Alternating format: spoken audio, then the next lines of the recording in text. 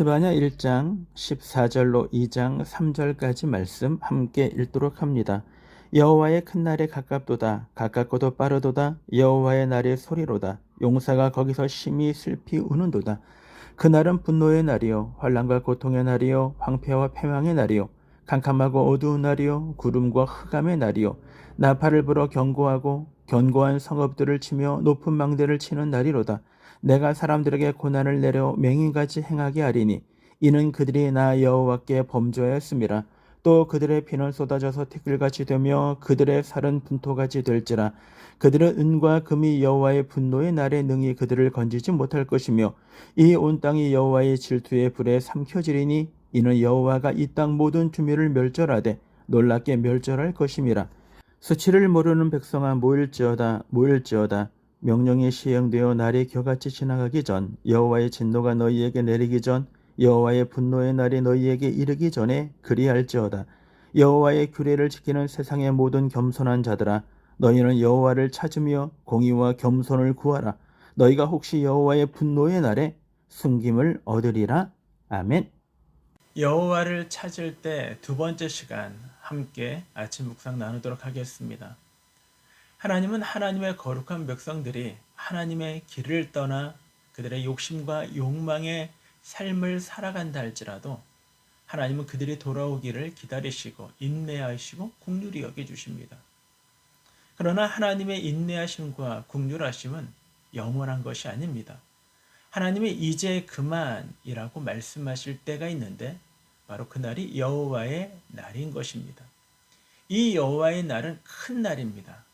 큰 날이라는 의미는 인간으로는 감당할 수 없는 그런 날이라고 우리들에게 말씀해 주고 있습니다. 또한 이 날에는 아무리 용맹한 용사라 할지라도 그들은 두려워 하나님 앞에 울 수밖에 없다라고 우리들에게 말씀해 주십니다. 뿐만 아니라 이 날에는 견고한 성읍도 높은 망대도 무너질 것이라고 이야기합니다. 이 날은 분노의 날이요 환난의 날이요 황폐의 날이요 고통의 날이요 캄캄한 날이요 어둠의 날이요 흑암의 날이라고 우리들에게 말씀해 주신 것입니다. 그리고 오늘 2장 1절로 이어 말씀하십니다. 2장 1절에 보면 수치를 모르는 백성아 모일지어다 모일지어다 라고 말씀하십니다. 수치를 모르는 백성. 수치를 모른다라는 것은 어떤 의미를 갖고 이야기하는 걸까요? 하나님이 인간을 창조하실 때 하나님은 에덴 동산의 모든 것들을 창설하시고 그 모든 것들을 하나님은 관리하도록 그리고 생육하고 번성하고 땅에 충만하고 그리고 이 모든 것들을 하나님의 뜻대로 잘 관리하도록 문화 명령으로 위임받은 존재들입니다. 이 말은 인간은 혼자 삶을 살아가는 존재가 아니라는 것입니다. 분명히 인간은 자유로운 존재이기 분명하지만 인간은 끊임없이 혼자 존재하는 것이 아니라 타인들과 함께 존재하며 삶을 살아가야 하는 것입니다. 그러므로 우리에게는 나와 다른 사람들이 있다라는 것이죠. 그 다른 사람들을 배려할 줄 모르고 자신의 개인주의적 이기적인 성향을 삶을 살아가는 자, 타인을 아프게 하고 자신이 해야 할 일들을 감당하지 않으며 그리고 오직 자신만을 위해 삶을 살아가는 자, 그들을 수치를 모르는 사람들이라고 말씀해주고 있는 것입니다. 월간 잡지 씨알의 소리라는 곳에 권두원에요. 이런 이야기가 있습니다. 제목이 나야 뭘 그런 뜻입니다. 그런 이야기가 있습니다. 나야 뭘이라는 것은 한 가정의 아내가 되고 그리고 아이들의 어머니가 된 우리들의 어머니의 모습입니다. 자신이 충분히 누릴 수 있음에도 불구하고 나야 뭘이라고 이야기하며 그 모든 혜택들을 남편이나 아내, 자녀들에게 양보하는 것입니다. 나야 뭘 이 정도면 됐지라는 것. 이것이 우리들의 어머니의 모습이었습니다. 지금 생각해보면 꼭 이럴 필요까지 있었는가? 좀 더 누리고 요구하시고 그렇게 사셨으면 참 좋겠다라는 생각을 지울 수가 없습니다. 이것은 타인을 위하여 자신을 희생하는 부모의 마음일 것입니다. 이와 동일할 수는 없지만 우리는 함께 지어져가는 하나님의 공동체요.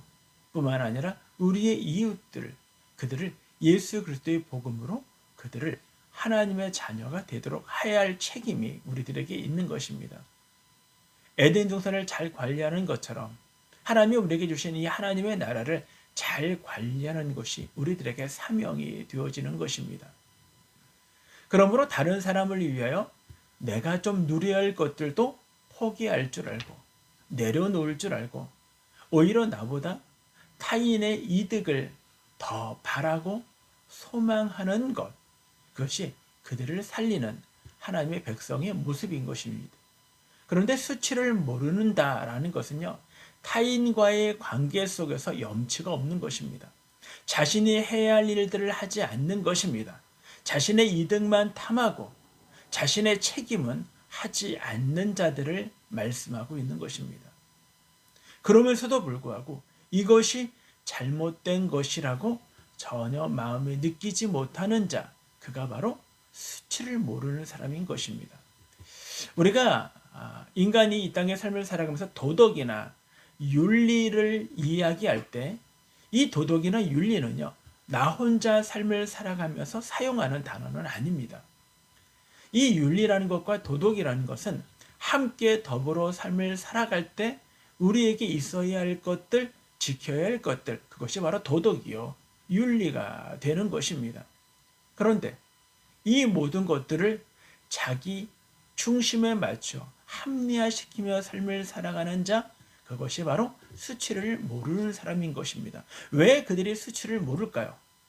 그들에게는 하나님의 존재를 부정하기 때문인 것입니다. 우리는 일반적인 하나님의 백성들은요, 이 땅 가운데 나와 타인과의 관계만 보는 것이 아니라 나와 타인과의 관계에 함께 무엇이 있다라고 생각하냐면 하나님의 임재하심이 있다라고 생각을 한 것입니다. 그래서 우리는 타인을 대할 때 하나님 앞에서 대하는 것이기 때문에 늘 조심하고 그를 배려하고 그를 긍휼히 여기며 그를 불쌍히 여길 수 있는 것입니다. 그러나 수치를 모르는 사람은요, 하나님을 인정하지 않기 때문에 하나님 앞에 두려운 것이 없는 것입니다. 그러니 염치 없는 행동을 해도 그것이 왜 염치 없는 행동인지, 수치스러운 것인지 그것을 알고 싶은 마음도 없는 사람입니다. 그러나 수치를 아는 사람은 어떻습니까? 하나님 앞에서 타인을 미워할 수 없습니다. 하나님 앞에서 그를 욕할 수 없습니다. 하나님 앞에서 거짓말을 할 수 없습니다. 하나님 앞에서 부끄러운 일을 부끄럽게 느끼는 사람, 그것이 바로 수치를 아는 사람이라고 우리들에게 말씀하고 있는 것입니다. 이제 2절에는 이렇게 타인과의 관계 속에서 2절에 이렇게 이야기합니다. 명령이 시행되는 날이 겨같이 지나가기 전 여호와의 진노가 너희에게 내리기 전 여호와의 분노의 날이 너희에게 이르기 전에 그리할지어다. 여기는 뭐뭐 하기 전 그리할지어다 라는 세 가지를 우리들에게 이야기합니다. 재앙이 닥치기 전, 진노가 내리기 전, 분노가 이르기 전라고 말씀하고 있는 것입니다. 그래서 겨같이 지나간다라는 것은 완결을 터는 것을 이야기하는 것입니다. 이것은 무엇이냐면요, 바람이 훅 불 때 휙 날아가는 것처럼 하나님이 이 일들이 신속하게 우리들에게 이루어질 것을 이야기합니다. 하나님의 진노, 여호와의 분노라고 우리들에게 말씀해 주고 있는 것입니다. 진노와 그리고 분노와 뿐만 아니라 하나님의 명령이 시행되는 것을 우리들에게 말씀해 주고 있는 것입니다. 지금 무슨 시간일까요? 성경은 우리들에게 하나님의 재앙이 유보된 시간입니다. 선지자는 그것을 은혜해요라고 이야기했습니다. 아직까지 우리는 재앙이 멈춰져 있는 상태입니다. 그런데 이 날은 왜 우리에게 주셨을까요? 빨리 우리의 삶의 모습에서 돌이키라는 하나님의 음성인 것입니다. 지금 우리들에게 시간이 아무런 많다라는 것이 아니라 그것이 우리들에게 촉박하게 우리 앞에 있다라는 것입니다. 결국 인간은요, 참 그런 것 같아요. 우리가 죽음을 맛보기 전까지 우리는 이 긴박한 상황을 알 수 없어요.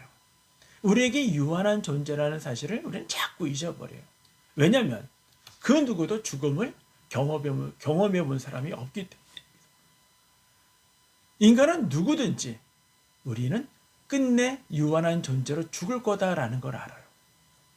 우리의 부모, 우리의 부모님, 아니 우리의 친구가 먼저 죽은 사람들의 모습을 보면서 우리는 그거는 나와 상관없다라고 생각을 하는 사람들입니다.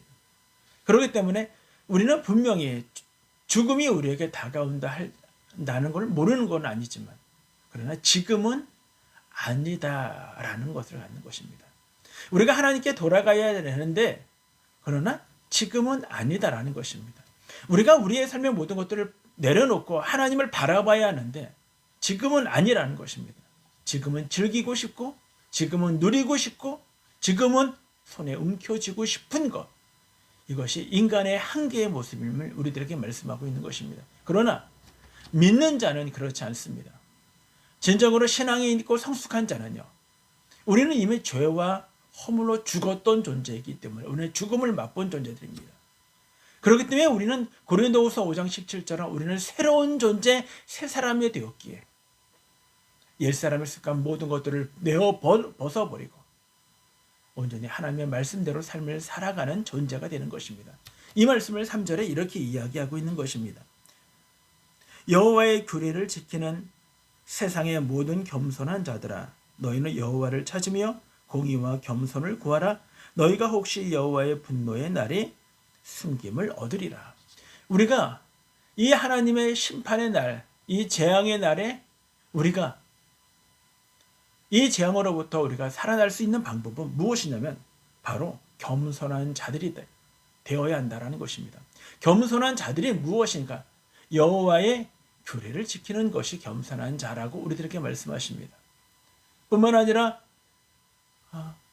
여호와의 규례를 지켜 겸손한 자는 여호와를 찾는 사람이라고 말씀하십니다. 그러므로 그에게 하나님의 공의와 그리고 겸손함이 있다라고 우리들에게 말씀해 주고 있는 것입니다. 사랑하는 여러분,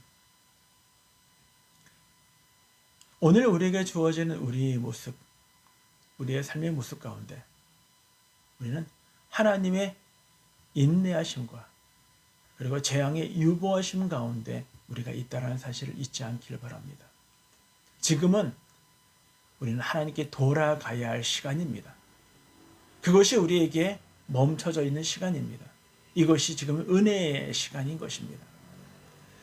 그러나 우리 인간은요, 그러나 이 재앙, 이 심판이 아직 안 올 것이다라는 안도감에 빠져 있다는 것입니다.